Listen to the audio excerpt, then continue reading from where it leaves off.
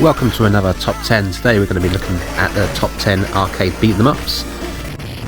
This genre largely dominated gaming in the late 80s, early 90s period.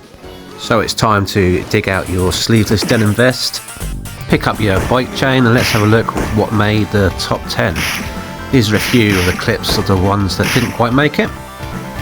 But let me know if you agree with the 10 that did make it in there. So starting off at number 10. We've got Sega's 1989 fantasy classic Golden Axe.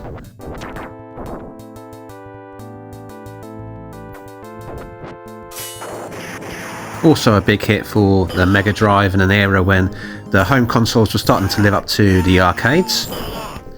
This classic gave you a choice of 3 characters. I was always the dwarf. Great fun in 2-player co-op. And also had a very good sequel that I could easily have put in here instead, but I went for the original.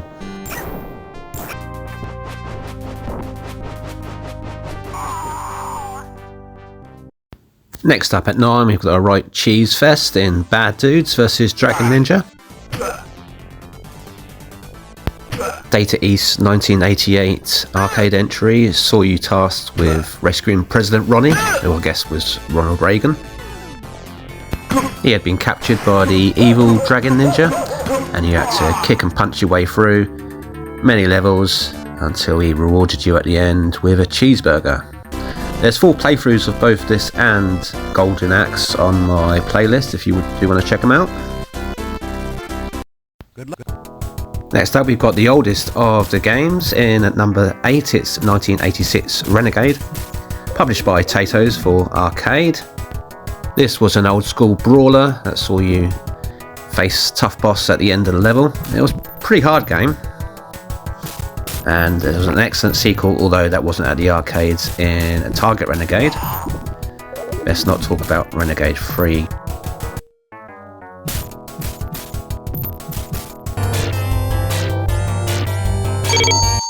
And moving forward 1 year from that to 1987, it's for number 7, it's Double Dragon.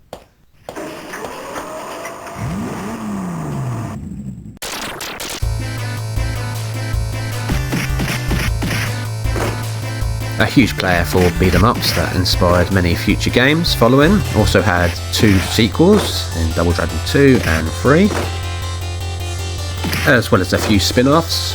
Even had its own TV series in the mid to early 90s.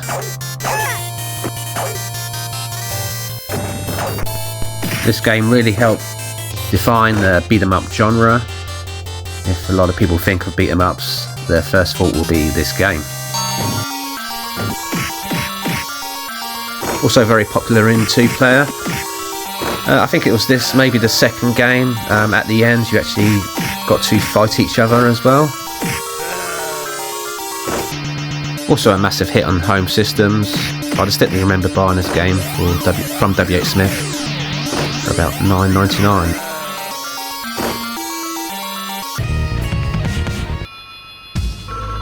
On to number 6, and it's Capcom's Final Fight.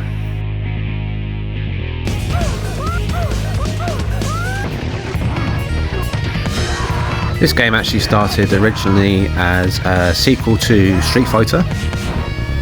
The game was ported to the Super Nintendo and also ZX Spectrum.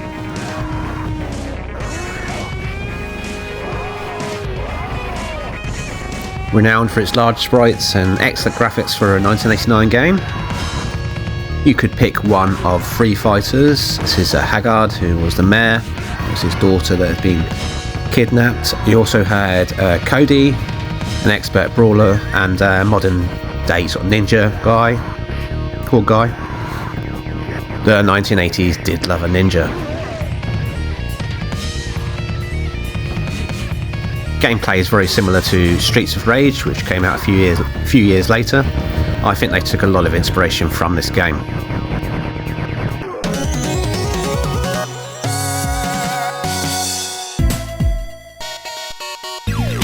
Which brings us very nicely to the next game, which is Streets of Rage 2.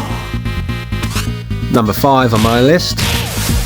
And this game was originally developed for the Sega Mega Drive, Genesis. But by this time, home consoles were just beginning to take over the arcade. Originally there was a trilogy of Streets of Rage games.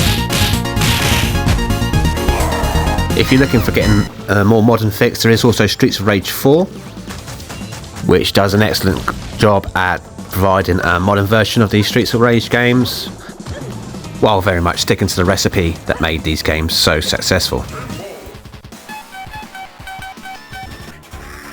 Next up is a 1991 game from Rare, Battletoads.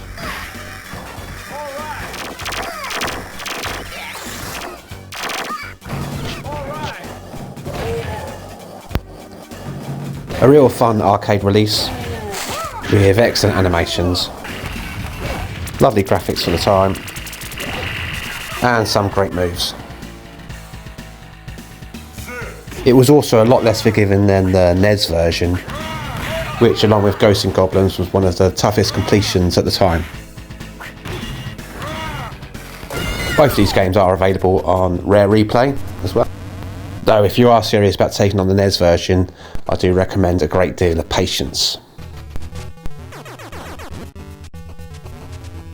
Xmen. Now on to the top 3, and we have a real behemoth of a game from the giant of the arcade, Konami. It's X-Men. Now back then on most home consoles you could only play a couple of players each game. This gave you 6 players to play, which before the days of online multiplayer was a fantastic experience. Really great for just hooking up with a few randoms at the arcade and choosing your favourite character and unleash some mayhem.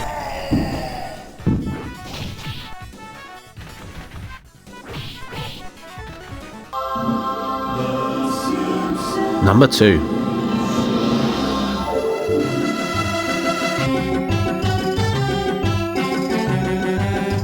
Now I have to admit, at the time my main experience of The Simpsons was seeing the character bar on a few t-shirts and shorts with a few annoying slogans such as "Eat my shorts."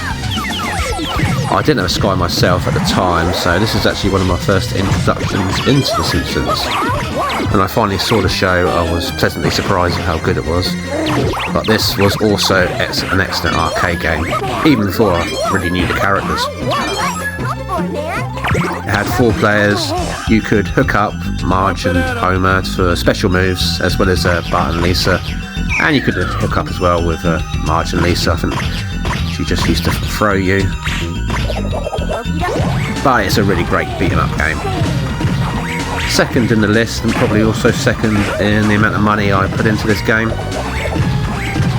Now all the games apart from the top 3 are available still to play on the Xbox Series X. The top 3 you can only play on the 360. I doubt it's going to happen now, but yeah, I really hope Microsoft do make these 3 backward compatible as well. Which leads us nicely on to my number 1 arcade beat 'em up of all time.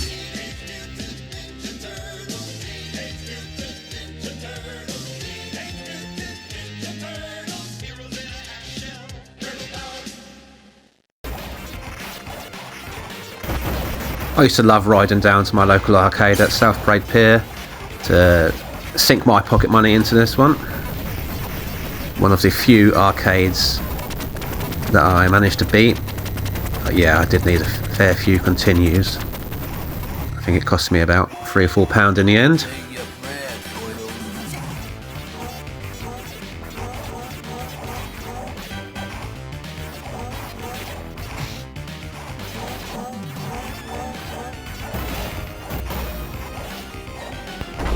This game was great fun to play on your own, but yeah, hooking up with up to 4 players again was a great experience for 1989.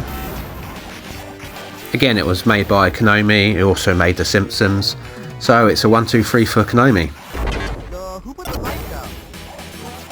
You are dead, Kill William. They ain't getting any prettier. Watch your mouth, my boy.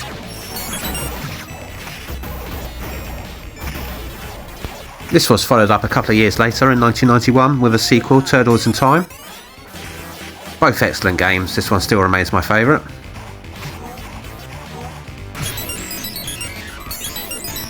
And again, like Street Fighter 4, there is a more recent game. So if you can't get your hands on this game, I recommend Shredder's Revenge.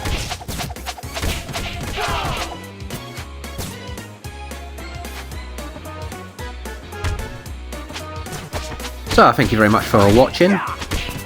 Let me know in the comments if you feel I've missed any, or what your favourite arcade beat 'em up games were. This is mainly based on my experience, being around about 10, 11 years old when most of these games came out. And remember to like and subscribe if you could be so kind. Also, if you have any specific top 10s that you'd like to see, let me know. I'll do my best to provide.